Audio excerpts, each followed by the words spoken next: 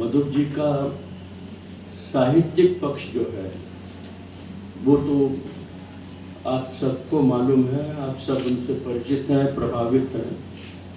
मैं उनके साहित्यिक पक्ष के बारे में बात नहीं करूँगा, क्योंकि कोई व्यक्ति ऐसा होता है जिसकी साहित्य की विवेचना करना शब्दों में नहीं बांधा जा सकता। वो अपना काम करता है, करके चले जाता है, लोग पढ़ते रहते हैं, याद करते रहते हैं, आजीवन उनकी रचनाएं अमर रहती हैं, ऐसा मुझे लगता है। मैं बहुत मंची व्यक्ति नहीं हूँ, बहुत कम मैं माइक के सामने आता हूँ। मुझे संकोच होता है, क्योंकि फिर एक आदत पड़ जाती कि मुझे नहीं बुलाया तो फिर मुझे मेरा अपमान हो रहा है। उस आदत से मैं हर वक्त दूर रहा हूँ। मधुर जी के अन्य व्यक्तित्व के बारे में मैं बात करना ज़्यादा उचित समझूंगा। मेरा काफ़ी लंबा एसोसिएशन रहा उनके साथ में। मेरा संपर्क उनसे 80 के दशक में हुआ, जब माहेश्वरी समाज का एक कवि सम्मेलन किरण कन्याशाला में आयोजित हुआ। उस वक्त में उनका मंच संचालन, उसमें डिसिप्लिन, उसके साथ में कवियों पे नियंत्रण, कवियों का रेगुलेशन और उनको समय के अंदर बांधना, मैं महसूस करता हूँ कि कवि लोगों को डिसिप्लिन करना इस संसार का सबसे बड़ा कठिन काम है। उस पर नियंत्रण उनका होना, उससे मैं बहुत प्रभावित हुआ। और उसके बाद में मुलाकातें होती रहीं। एक इच्छा थी कि समसामयिक विषयों पर व्यंग नवभारत में छपे हर हफ्ते।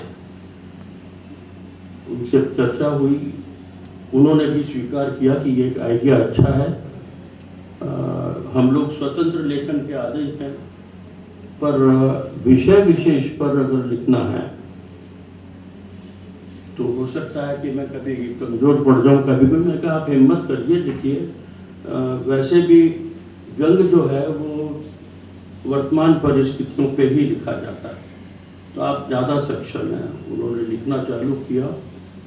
80 के दशक से उनके अंत तक, अंत समय तक नवभारत में उनकी रचनाएं छपती रहीं।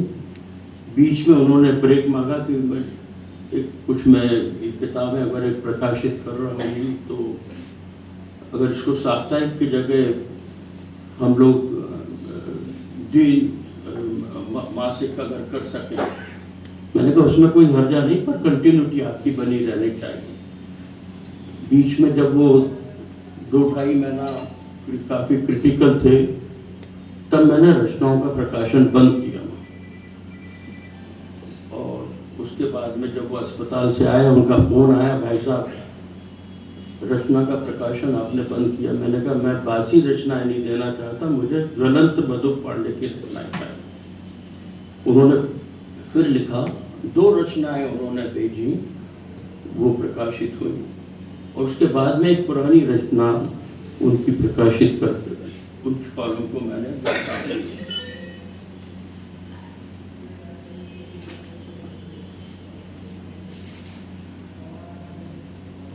विदर्भ हिंदी साहित्य सम्मेलन में ये दूसरा पक्ष है नवभारत के साथ में।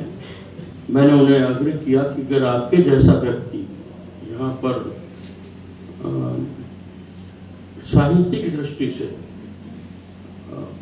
और कनेक्ट की दृष्टि से अगर कुछ कार्य कर सके तो मुझे बहुत अच्छा लगेगा। उन्होंने सहर्ष स्वीकृति दी।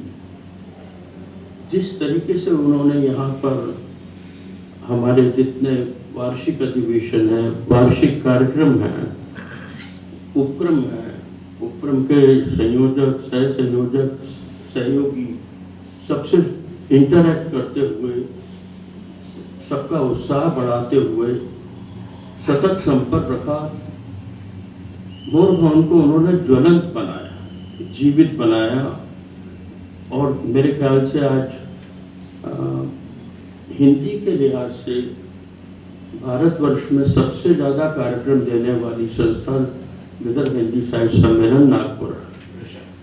इसमें मैं कोट करूँगा कि एक वार्षिक अधिवेशन में केदारनाथ जी त्रिपाठी आए थे, जो पहले प्रयागराज हिंदी सम्मेलन के हिंदी संस्था के अध्यक्ष थे और बाद में गवर्नर राज्यपाल वहाँ के बंगाल के हुए थे। जब उन्होंने संस्था का निरीक्षण किया, यहाँ का उनको विवरण मिला, तब उन्होंने अपने ओएसडी से कहा कि भाई जो ओएसडी प्रयाग के थे उससे उन्होंने कहा कि ऐसा तो हमारे यहाँ भी नहीं होता जितना यहाँ नागपुर में विदर्भ हिंदी साहित्य होता। वो सुनकर मुझे ऐसा लगा कि कितना सही व्यक्ति यहाँ जुड़ा है, किस तरीके से उसने संस्था को सामाजिक कनेक्ट के हिसाब से, साहित्यिक कनेक्ट के हिसाब से आगे बढ़ाया है।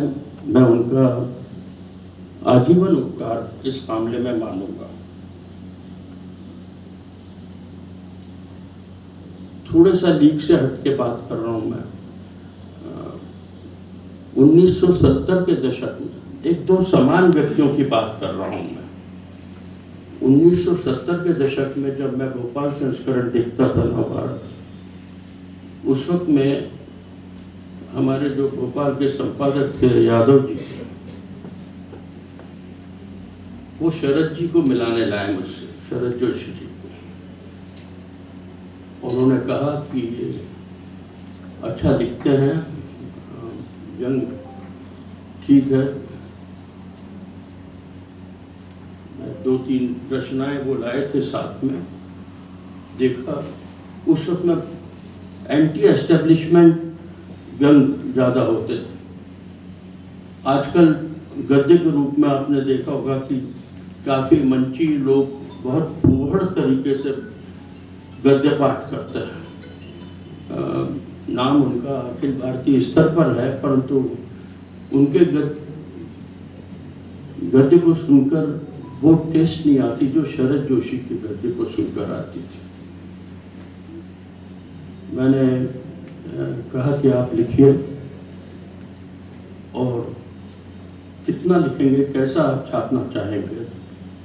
तो उन्होंने कहा कि अगर भाई साहब ये 15 दिन में एक बार छपे तो उचित रहेगा। मैंने स्वीकृति दी। कवि सम्मेलनों में उस वक्त में गद्य पाठ नहीं होता था। शरद जोशी छपते गए, निकलते गए, और उसके बाद में कवि सम्मेलन में उनका गद्य पाठ प्रारंभ हुआ। विशेषता ये थी कि उनके गद्य पाठ के बाद में कवि सम्मेलन में किसी कवि की रचना टिक नहीं पाती थी। सामान्य तौर पे उनके पाठ के बाद में कवि सम्मेलन समाप्त हो जाता था। दूसरी बात, रचना जिसके बारे में अभी आचार्य जी बात कर रहे थे, माँ रचना। मेरी माँ का निधन हुआ, उसके 1 वर्ष बाद में एक मन में कल्पना हुई कि माँ के बारे में कुछ लिखा जाए। ऑफिस में बैठ के मधुर जी से बात हो रही थी, तो एक मन में ऐसी कल्पना उनके थी कि मैंने उनके व्यक्तित्व के बारे में लिखा जाए। मैंने कहा मेरी माँ के बारे में लिखने की जरूरत नहीं, माँ पे लिखिए। और मैं नहीं चाहता कि कोई रोना गोना हो, जो जनरली आपने देखा होगा विज्ञापनों में कि तुम होती हो, तुम हमको अनाथ कर गई, फलाना ठिकाना ढेका। मैंने कहा ये सब नहीं चलेगा। हमारी माँ ने हमको सक्षम बनाया है, और हर माँ अपने बच्चे को सक्षम बनाती है, उसको परिस्थितियों से लड़ने की ताकत देती है। मैं चाहता हूँ कि माँ के उस व्यक्तित्व को आप